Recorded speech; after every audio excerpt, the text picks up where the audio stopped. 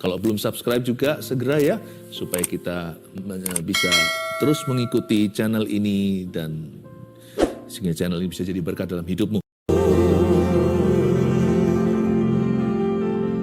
Glory, glory, haleluya. Yesus Kristus kepala gereja, Engkaulah mempelai pria. Bagimu segala pujian dan kemuliaan. Kau yang bertata di atas pujian gerejamu. Kau yang bertata di atas penyembahan umatmu. Datanglah kemari Tuhan, lebih dekat lagi atas keluarga saat teduh yang Kau cintai. Jamah setiap hati Tuhan, ubahkan. Tidak seorang pun boleh jadi yatim piatu rohani. Bantu setiap dombamu memperoleh, ya Tuhan Yesus, tuntunan rumput hijau, air tenang. Setiap jiwa mendapatkan rumah rohani mereka. Berbicaralah kepada kami, beri kami blueprint-Mu dari masa lalu. Yang di Kisah Para Rasul itu kami mau jadi Kristen yang seperti gereja mula-mula punya. Kami tidak mau berubah, kami tidak mau berubah warna, kami tidak mau suam-suam kuku, kami mau tetap itu kasih mula-mula yang pernah rasul-rasul miliki. Kami mau punya itu, taruh dalam hati kami, sampaikan sabdamu, pengajaranmu, sembunyikan hamba di balik salibmu, dalam nama Yesus. Amin. Puji Tuhan. Minggu ini adalah minggu yang sangat sibuk bagi kami. Baru tadi siang selesailah 3 hari retreat gembala. Jadi gembala GMS hingga ke mancanegara semuanya kumpul di kota Surabaya. Dan besok siang udah langsung diadakan CG Super Conference. Super Conference untuk sel group. Ini konferensi besar dengan puluhan, dengan belasan ribu pemimpin-pemimpin CG di GMS. Kami berembuk bersama-sama, berkumpul cari Yesus, agar kami bisa melayani jiwa-jiwa lebih baik lagi, agar semakin diurapi. Doakan ya. Makanya itu hari ini saya tidak sabar untuk membagikan pewahyuan yang saya dapatkan sepanjang minggu ini, baik yang sudah dibagikan maupun yang akan diimpartasikan. Jadi minggu ini kita merayakan gereja yang hidup. Makanya saya kasih judul, topik sekarang, tema yang saya bahas adalah cara hidup Kristen zaman dulu. Yes, cara hidup Kristen zaman dulu. DNA kita itu dari 2000 tahun yang lalu. Kasih mula-mula jangan berubah. Disinilah ada blueprint Allah bagi gerejanya. Dan ini bisa menolong kita dalam memilih gereja jikalau kita belum mendapatkan gereja yang tetap. Atau kalau kita stagnan. Ini akan membantu kita untuk bisa berkaca. Tapi bagi orang-orang yang sudah bergereja dan sudah melayani apalagi, ini akan sangat menolong kita bagaimana kita berjemaat. Supaya setiap kita itu tertanam dengan benar. Supaya masing-masing jiwa itu punya rumah. Gak ada domba Kristus yang tanpa kandang. Kalau tertanam itu harus betul-betul tertanam dengan cara yang baik. Tertanam dengan cara yang benar. Kalau kita nggak tertanam, itu seperti carang yang tidak menempel pada pokok anggurnya. Mana bisa berbuah, apalagi berbuah lebat. Bukannya malah kering kerontang nanti dibuang. Inilah blueprintnya. Blueprintnya namanya Kitab Kisah Para Rasul. Kita akan baca dulu Kisah Para Rasul pasal yang kedua, ayat 41 sampai 47. Di bahasa Indonesia Alkitab kita, judulnya Cara Hidup Jemaat yang Pertama. Kenapa ditulis di Alkitab? Karena ini DNA, nggak bisa berubah. Sampai kapanpun itu fitur kita. Seperti yang diturunkan dari papa mama, itu hidungnya papa, matanya mama, itu nggak bisa gonta-ganti. Ya sudah muter-muter, nggak jauh-jauh lah dari pohonnya. Buah kan jatuhnya selalu dekat pohonnya. Kita jangan jauh-jauh dari DNA jemaat pertama, yaitu jemaat mula-mula. Mari kita sekarang baca, 41. Orang-orang yang menerima perkataannya itu memberi diri dibaptis, dan pada hari itu jumlah mereka bertambah kira-kira 3.000 jiwa. Mereka bertekun dalam pengajaran rasul-rasul dan dalam persekutuan. Dan mereka selalu berkumpul untuk memecahkan roti dan berdoa. Maka ketakutanlah mereka semua, sedang rasul-rasul itu mengadakan banyak mujizat dan tanda. Dan semua orang yang telah menjadi percaya tetap bersatu, dan segala kepunyaan mereka adalah kepunyaan bersama. Dan selalu ada dari mereka yang menjual harta miliknya, lalu membagi-bagikannya kepada semua orang sesuai dengan keperluan masing-masing. Dengan bertekun dan dengan sehati mereka berkumpul tiap-tiap hari dalam bait Allah. Mereka memecahkan roti di rumah masing-masing secara bergilir dan makan bersama-sama dengan gembira dan dengan tulus hati sambil memuji Allah. Dan mereka disukai semua orang. Dan tiap-tiap hari Tuhan menambah jumlah mereka dengan orang yang diselamatkan. Inilah hikmat dalam bergereja. Inilah juga hikmat dalam memilih gereja yang tepat untuk kita. Dan bagi setiap orang yang tertanam, saya ulangi, ini adalah hikmat bagaimana tertanam dengan baik dan benar. Mari kita bahas satu persatu ayat 41. Orang-orang yang menerima perkataannya itu memberi diri dibaptis. Dan pada hari itu jumlah mereka bertambah kira-kira 3.000 jiwa. Garis bawahi ayat 41 di Alkitab saya. Yang saya garis bawah adalah kalimat atau kata-kata memberi diri dibaptis dan pada hari itu.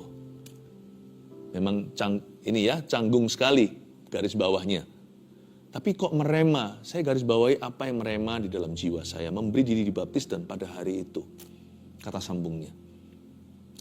Berarti orang-orang yang lahir baru bertobat itu, mereka memberikan diri langsung dibaptis. Tidak pakai basa-basi, tidak pakai ragu-ragu lagi. Karena mereka semua orang dewasa. Kira-kira jumlah mereka 3.000 jiwa. Dalam bahasa Inggrisnya 3,000 men. Berarti ini orang-orang yang bisa membuat keputusan sendiri. Dan mereka dibaptis itu bukan berdasarkan keharusan, sekalipun baptisan itu amanat agung alias perintah Yesus Kristus. Tetapi ketika mereka bertobat, mereka memberi diri baptis itu sebagai langkah pengabdian pada Allah. As an act of devotion and obedience, sebagai langkah ketaatan. Kayaknya seperti ketika mereka mendengarkan Petrus berkhotbah dan berkata, berilah nih dirimu dibaptis. Mereka langsung maju dan berkata, saudaraku.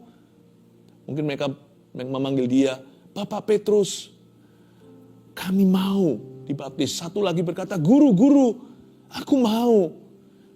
Mereka langsung. Saat hati mereka itu diketuk Yesus, mereka buka. Yesus langsung masuk dan makan bersama dengan mereka. Langsung hari itu juga. Dan pada hari itu jumlah mereka bertambah kira-kira 3.000 jiwa yang sudah dibaptiskan. You see, zaman sekarang ini kita lebih memikirkan Kristen itu dari lahir. Puji Tuhan kalau kita adalah Kristen generasi kedua, ketiga, dan seterusnya. Berarti Injil sudah dekat. Tapi jangan sampai kurang penekanan di dalam gereja maupun dalam hidup kita. Bahwa setiap orang harus membuat keputusan untuk ikut Yesus. Sebagai keputusannya secara terpisah dari orang tuanya. Dia harus membuat sebuah keputusan dewasa. Hari ini aku mau ikut Tuhan. Nggak menunggu dia tua. Mungkin dia sudah usia akil balik anak-anak menuju remaja. Dia bisa ambil keputusan sendiri. 3,000 men yang disebut pria oleh orang Yahudi dalam tradisi mereka adalah umur 12 ke atas. Ini bukan patokan umur berapa baptisan, bukan. Tetapi ini orang-orang yang sudah bisa mikirkan yang mana yang benar, yang mana yang salah. Mereka bisa meresponi Injil. Dan detik mereka responi Injil itu, mereka melakukannya dengan sukacita. Mereka mengabdikan dirinya kepada Tuhan. Dan mereka langsung ambil langkah iman, yaitu langkah ketaatan.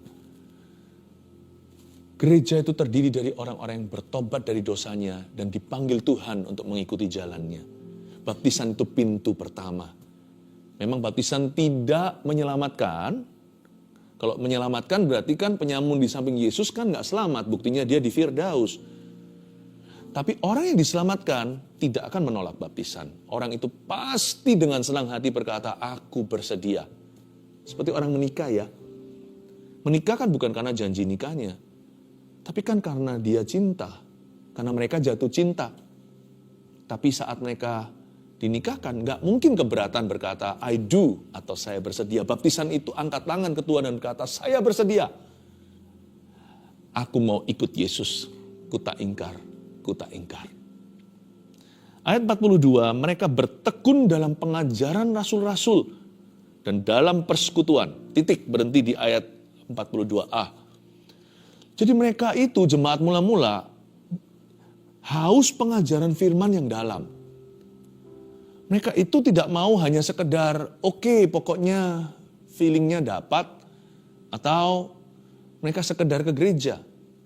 Ada niat hati, kemauan, dan kerinduan untuk mereka mendalami firman Tuhan.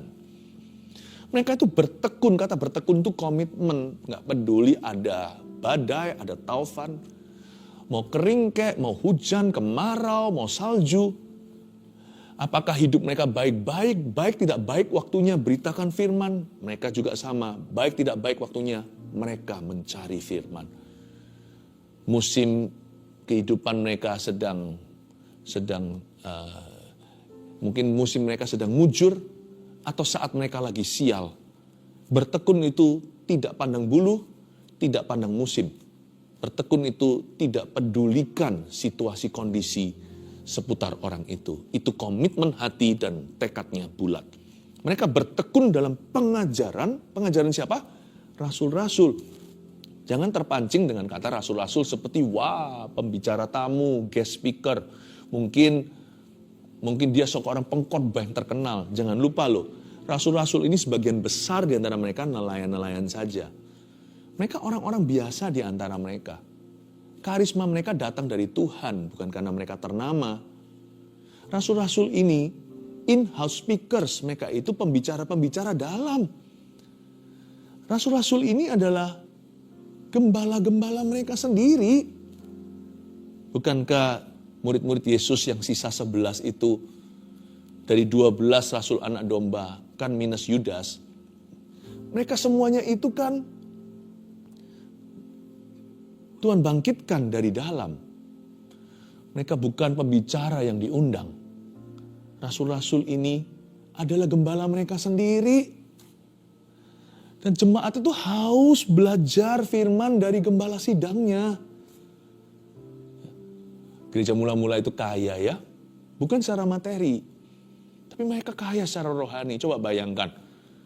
Yang ngajari mereka itu Petrus, Yohanes, Yakobus, Bartolomeus, bahkan Thomas pun mereka bisa belajar sesuatu dari seorang rasul yang dahulunya ragu. Mereka bisa rasa relevan ini untuk diriku. Aku juga seperti itu.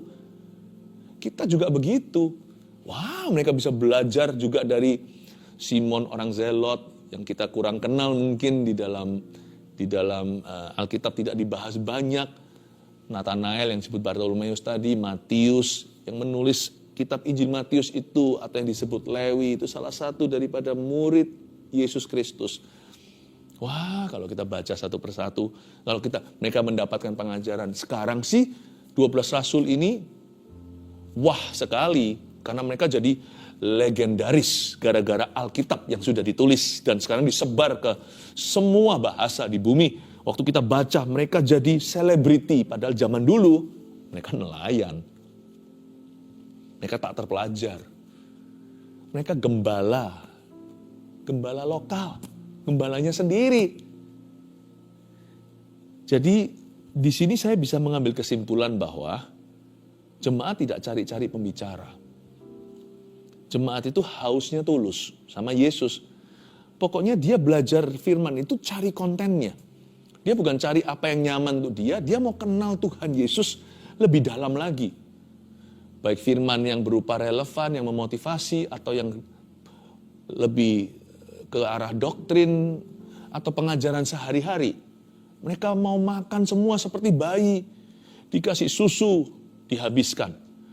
Dikasih bubur, dimakan. Mereka makan terus. Dan kalau gembala sidangnya sendiri yang berkhotbah, itu lebih atraktif. Luar biasa ya. Ini salah satu DNA gereja mula-mula. Salah satu fitur mereka yang tidak bisa disangkali. Mereka bertekun dalam pengajaran siapa? Bukan pembicara-pembicara, tapi rasul-rasul alias pastor-pastor mereka sendiri. Gembala sidang mereka kalau berkhotbah, itu tempat saya bisa bayangkan penuh sampai ke overflow, sampai ke ruang-ruang tambahan, sampai di luar-luar seperti zaman Yesus gitu. Rumah itu penuh sampai mereka itu harus lubangi atap untuk turunkan si lumpuh. Wah, gembala sidangnya sendiri kalau beri makan jauh lebih menarik. Mereka lebih bergairah. Kenapa? Karena kualitasnya sudah berarti jaminan. Karena tidak ada yang lebih mengenal mereka. Sebab domba mendengar suara gembalanya. Gereja sekarang gimana ya? Kalau kita lihat trennya di dunia ini. Cari-cari pembicara atau mereka punya bonding dengan gembala sidang atau gembala lokalnya. Saya percaya gembala sidang yang Tuhan taruh di hati seseorang adalah yang kita dengarkan suaranya. Dan suaranya yang merema, itulah gembala. Karena domba mendengar suara gembalanya. Saya bersyukur sekali bahwa hari ini kami diberikan kepercayaan untuk memberi domba Kristus makan. Bukankah itu pesan Yesus, salah satu pesan Yesus terakhir pada murid-muridnya, khususnya Petrus. Gembalakan domba-dombaku, itu artinya feed my sheep atau beri makan jemaatku. Dalam pelayanan, ini saya sharing dari pengalaman. Kalau dalam pelayanan kami, yang saya anggap paling fulfilling, yang paling memuaskan, itu bukan keliling seminar-seminar atau apa, bukan, tapi memberi makan jemaat sendiri. Itu paling memuaskan, karena saya tidak bisa jelaskan. Itu seperti seorang ibu menyusui bayinya. Saya harap Anda juga sama. Kalau Anda dari gereja Anda, saya minta supaya Anda belajar untuk setia. Tapi jikalau Anda tidak tahu Anda itu gereja mana, kami bersedia untuk membantu. Tapi kalau Anda sudah tahu, puji Tuhan, saya berdoa supaya Anda bertumbuh dan mari serius perhatikan visi, misi, dan juga konten daripada firman yang diajarkan dalam gerejamu. Dan untuk jemaat GMS yang saya kasihi, to whom I am a pastor, kepada siapa saya menjadi gembala, saya bersyukur setiap hari untuk Anda. Seperti Paulus dalam suratnya menuliskan begini, Engkaulah ladang pekerjaanku, engkaulah mahkotaku, jemaat yang kubanggakan dan kucintai. When was the last time I told you that I love you? Saya ingin memakai kesempatan waktu saat teduh bersama, karena banyak jemaat GMS yang kesaksian juga nulisnya begini, dari CG mana, dari GMS mana. Have I told you lately that I love you? Kapan terakhir kali saya memberitahu Anda bahwa saya cinta, saya mengasihi Anda? Jemaat, I love you. Ayo terus bertumbuh ya. Belajar saling mengasihi. Mari kita bertumbuh bersama-sama di dalam gereja. Kita baca lagi ayat 42b, dan mereka selalu berkumpul untuk memecahkan roti dan berdoa. Jadi mereka bukan hanya dengar firman nanti jadi Farisi, sekedar teori. Mereka kalau kumpul itu memecahkan roti, mereka fellowship, perjamuan kudus, dan berdoa, sembahyang. Spirit of prayer-nya luar biasa. Saya jadi ingat pada waktu saya pergi seminar suatu hari, baru bertobat itu tahun 1992. Gembala sidang saya di Kanada ajak saya dan satu orang lagi jemaat untuk pergi ke Los Angeles waktu itu. Ada sebuah konferensi di Crystal Cathedral.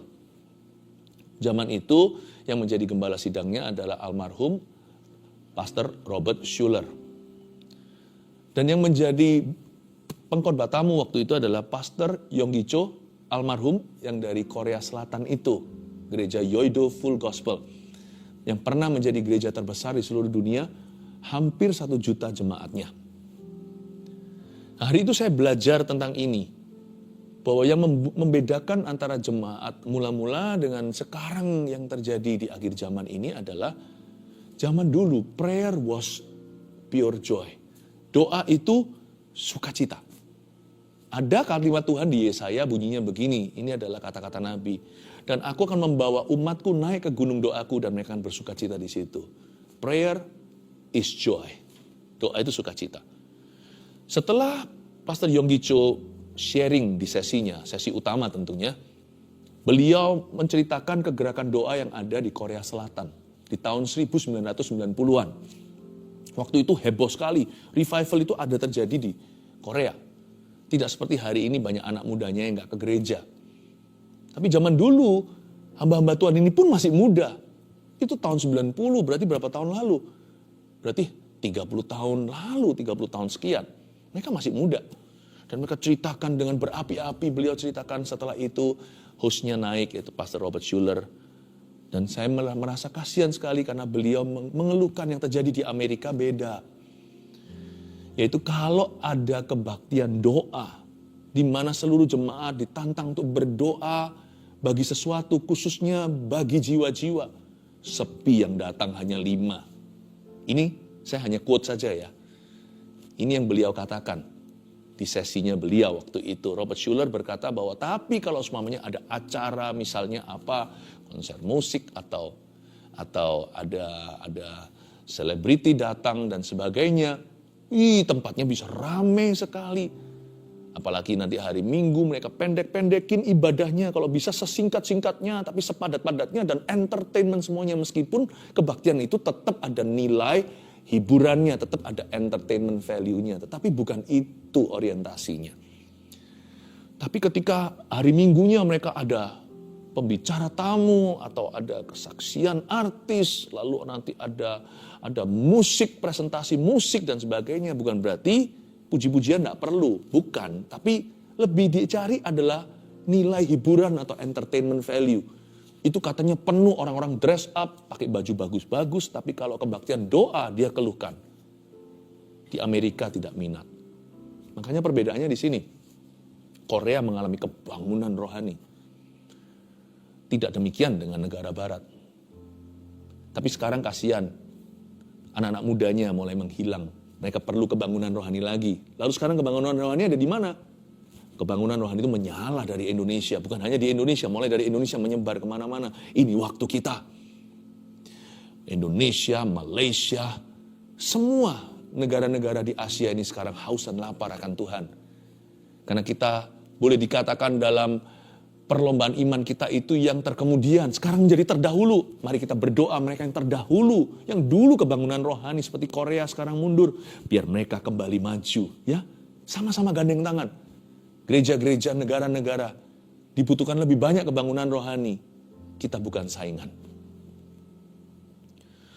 Mereka bertekun dalam pengajaran rasul-rasul dan dalam persekutuan, dan mereka selalu berkumpul untuk memecahkan roti dan berdoa. Prayer is joy. Doa itu sukacita. Ayat 43, maka ketakutanlah mereka semua. Sedang rasul-rasul itu mengadakan banyak mujizat dan tanda. Loh, kok mengadakan tanda mujizat, kok orang jadi ketakutan? Kan bukan setan, kan Tuhan. Coba perhatikan lagi, kata ketakutan di sini bukan ngeri. Kata ketakutan di sini awesome, mengagumi. Kata ketakutan di sini itu karisma, karismatik, artinya bukan denominasi tetapi berkarisma. Wah, Tuhan itu begitu wibawa. Tuhan itu serba bisa, tiada yang mustahil baginya. Lewat para rasul. Jadi the anointing was real. Hamba-hamba Tuhan zaman dulu 2000 tahun lalu itu penuh urapan. Bahkan yang menyertai pelayanan mereka itu adalah Tuhan sendiri lewat signs, wonders, and miracles. Lewat tanda, mujizat, heran. Tidak menjadi perdebatan tuh malah justru zaman itu ya. No anointing, tidak ada urapan, sama dengan tidak ada kualifikasi dalam pelayanan. Tidak qualified untuk pelayanan. Karena zaman dulu kualifikasi itu bukan sekolah teologi, bahkan bukan sarjana teologi ya. Jangan lupa ya, zaman dulu masih dipimpin rasul-rasul awal itu mereka semua sebagian besar ex-nelayan. Apanya sarjana?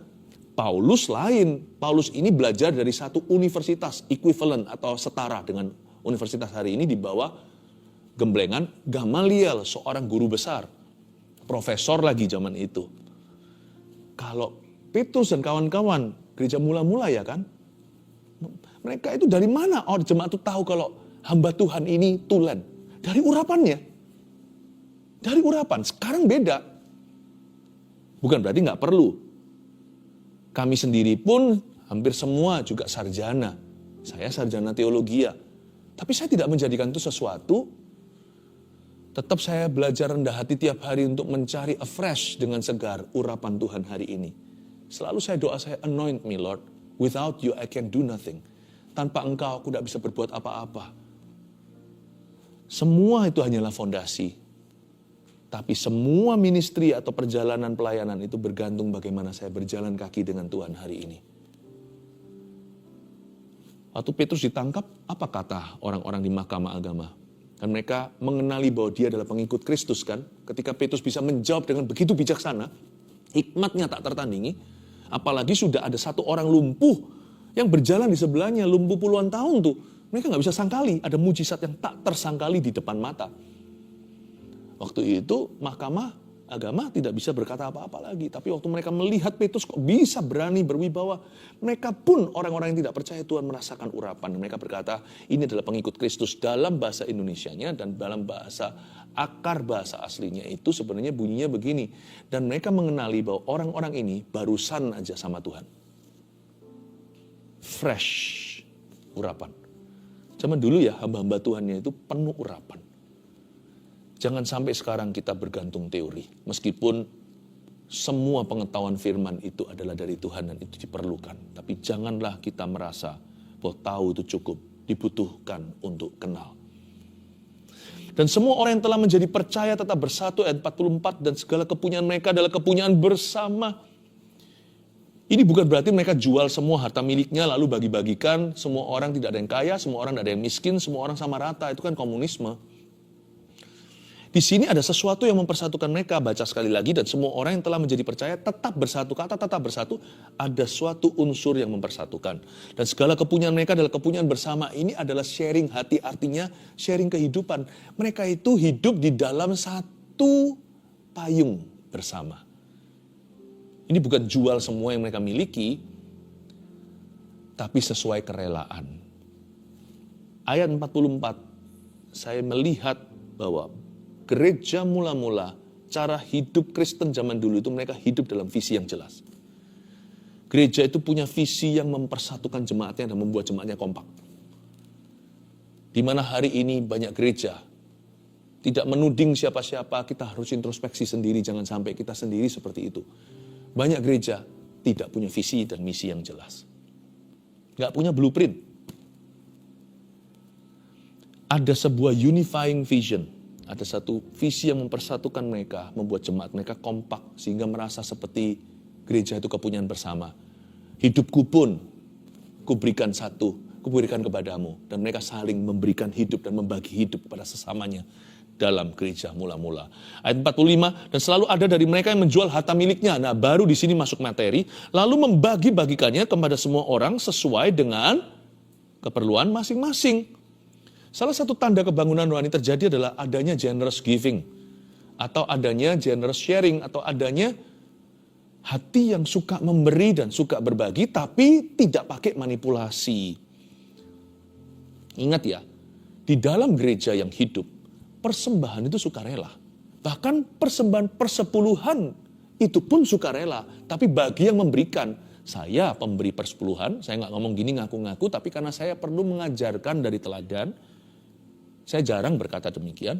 Bagi saya dan keluarga saya, kami yang mempraktekkan, memberi persembahan persepuluhan bagi kami itu adalah perintah Tuhan.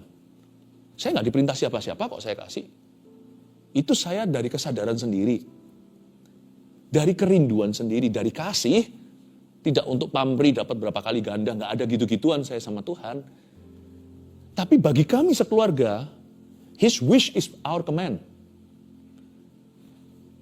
Keinginan Tuhan atau gak usah disebut perintah deh di Alkitab. Cukup aja ada di situ sebagai sebuah sesuatu yang baik untuk dilakukan, saya akan anggap itu perintah dari Tuhan. Bagi kami yang melakukan itu perintah. Tapi sebenarnya sesungguhnya dari sisi gereja yang hidup, gereja yang benar, jemaatnya melakukan itu semuanya adalah kesukarelaan. Makanya di sini dikatakan mereka membagikan kepada semua orang sesuai dengan, tidak ada paksaan, sesuai dengan keperluan masing-masing, bukan hanya kebutuhan, tapi juga kerelaan. Ada generous giving. Salah satu tanda kebangunan rohani sudah datang adalah orang-orangnya nggak pelit-pelit, orang-orangnya nggak egois, orang-orangnya nggak selfish, nggak mikirin diri sendiri. 46. Dengan bertekun dan dengan sehati mereka berkumpul tiap-tiap hari dalam bait Allah. Luar biasa nih, mereka kumpul tiap hari loh di bait Allah. Tiap hari, bukan tiap minggu. Nggak usah dicontoh mentah-mentah, tetapi kita bisa melihat hati mereka. Mereka berarti mereka itu looking forward to church.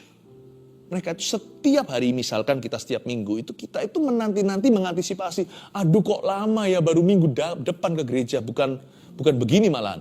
Ke gereja lagi, males aku harus seret-seret kaki keluar dari ranjang dan dari kamar untuk masuk, untuk keluar pintu lalu menuju ke kendaraan. Enggak. Ketika mereka pulang gereja itu mereka sedih. Aduh, kok baru minggu depan ya? Mereka sedih, mereka antisipasi. Mau ke gereja itu mereka senang. Saya bersyukur saya melihat hal-hal seperti itu dalam gereja yang saya gembalakan. Bahkan anak kecil hari Sabtu pada nggak mau nge-game. Maunya pergi ke ibadah pra remajanya. Ya, di tempat kebaktian umumnya, gedung yang sama, tidak dinomor 2-kan. Haleluya. Berapa jam sebelumnya mereka sudah minta sama papa mamanya, sudah pakai baju, udah rapi. Saya dengar kesaksian ini bukan 1, 2, tapi ratusan. Itu salah satu tanda bahwa the Spirit is alive in that church. Saya bersyukur, saya berdoa supaya semua gereja juga begitu ya. Dan saya doa, sungguh-sungguh saya tulus berdoa supaya semua gereja demikian. Dan gereja yang sudah begitu, jangan sampai berubah warna, jangan sampai luntur. Looking forward to church. Mereka itu mengantisipasi, rasanya sudah nggak tahan. Kalau ini tiap hari lagi, kalau mereka pulang mereka rasa, aduh lama ya, berapa jam lagi. Mereka memecahkan roti di rumah masing-masing secara bergilir, bukan hanya ke bait Allah, tapi mereka di rumah masing-masing. Inilah CG zaman dulu atau kelompok sel itu. Mereka memecahkan roti di rumah masing-masing secara bergilir dan makan bersama-sama dengan gembira dan dengan tulus hati. Kenapa dulu bisa ke gereja tiap hari, sekarang nggak bisa? Karena society masyarakat beda. Zaman dulu itu mereka bercocok tanam atau nelayan. Zaman sekarang itu sudah ada jam kantor, bedalah dunianya. Tapi hatinya itu tetap harus sama. Tapi mereka itu juga memecahkan roti di rumah masing-masing secara bergilir. Mereka giliran hari ini ke rumah A, besok ke rumah B, giliran di area itu. Disinilah kehidupan CG kelompok selnya itu ada. Pengembalaan dalam jumlah kecil, pemuritan. Dan gak hanya itu, mereka makan bersama-sama dengan gembira dan dengan tulus hati. Coba garis bawahi, dengan gembira dan dengan tulus hati mereka makan bersama, alias gak pingin pisah. Salah satu culture yang saya lihat di gereja yang saya saksikan adalah salah satu kebudayaan. Ini bukan kebudayaan Indonesia, Asia, ini kebudayaan gereja per gereja. Yang saya lihat di gereja yang setiap hari, setiap minggu yang saya saksikan adalah kadang-kadang kalau sudah berkata, baik, oke, ketemu ya minggu depan atau ketemu akhir pekan atau ketemu berapa hari lagi, itu nanti berapa meter jalan berhenti di situ ngobrol lagi. Berapa meter sampai di parkiran juga nggak masuk ke mobilnya, ayo. Ini nggak masuk ke mobilnya. Nanti setelah ngobrol-ngobrol gitu ya, udah mau pisah nih, sudah di gerbang gereja keluar atau di gerbang rumah, ini misalnya kelompok sel atau CG-nya. Lalu masih ngobrol-ngobrol lagi setengah jam lagi. Rasanya itu nggak tega pisah gitu loh. Itu yang disebut bersama-sama dengan gembira dan dengan tulus hati. Bukan aku nggak suka gereja, banyak gosipnya. Bukan gitu, bukan orang trauma, bukan orang sakit hati, bukan orang kepahitan. Ayat 47 terakhir, sambil memuji Allah. Puji-pujian tentunya, dan mereka disukai semua orang. Dan tiap-tiap hari Tuhan menambah jumlah mereka dengan orang yang diselamatkan. Mereka disukai semua orang, itu disegani. Berarti dikagumi, termasuk dibenci. Dibenci oleh orang-orang yang iri. Mereka disukai semua orang itu berarti hidup jemaat gereja mula-mula itu jadi berkat. Jadi apa? Jadi berkat, makanya disukai. Tentunya ada perkecualian. Gereja mula-mula tidak sempurna, ada Anania Safira yang gak jadi berkat. Itu kayak gitu sama Petrus, bayangkan dia kalau sama rekan-rekan bisnisnya seperti apa. Anania Safira itu salah satu member utama, salah satu member awal. Ya tetaplah gereja gak akan ada yang sempurna sampai kapanpun, tapi mereka disukai semua orang. Secara umum kita berkata, jemaat mula-mula itu hidupnya jadi berkat buat orang lain, bahkan jadi jawaban. Dan Tuhan tiap hari menambahkan jumlah mereka dengan orang yang diselamatkan, karena jemaat itu gak hanya jadi berkat, tapi jemaat itu juga bergerak. Jemaat mula-mula itu bergerak dalam menjangkau sesamanya. Api penginjilan sungguh-sungguh nyala, tidak perlu dibangkitkan di situ. Di situ terjadi api Injil membara. Oke, ditulis ya. Setiap ayat 1 poin, segera aja langsung rangkuman, lalu kita berdoa. Cara hidup Kristen zaman dulu, apa aja? 1, mari kita berkaca, jiwa-jiwa yang lahir baru langsung dibaptis. 2, jemaat haus untuk belajar firman dan berdoa. Sudah? 3, hamba-hamba Tuhan penuh urapan. Sebuah pesan untuk semua hamba-hamba Tuhan ini. 4. Visi misi gereja kuat dan mempersatukan jemaat. 5. Jemaat suka memberi dan saling menolong secara materi. Ingat tadi, gak pakai manipulasi, tergerak sendiri. 6. Jemaat senang berkumpul dan hubungan mereka erat. Aduh, susah pisah. Suka berkumpul, hubungan mereka erat sekali. Peduli amat gereja itu gereja besar atau gereja kecil, itu semua tergantung pengembalaannya. Gereja kecil, gegeran juga bisa. Gereja besar, terimalah berkat dari Allah Bapa, Putra dan Roh Kudus. Hai anak-anak Tuhan yang disebut Kristen, terimalah urapan di dalam nama Yesus. Jadilah pemenang, jadilah murid Yesus yang sungguh-sungguh. Haleluya, amin, praise the Lord. And there I find you in the mystery.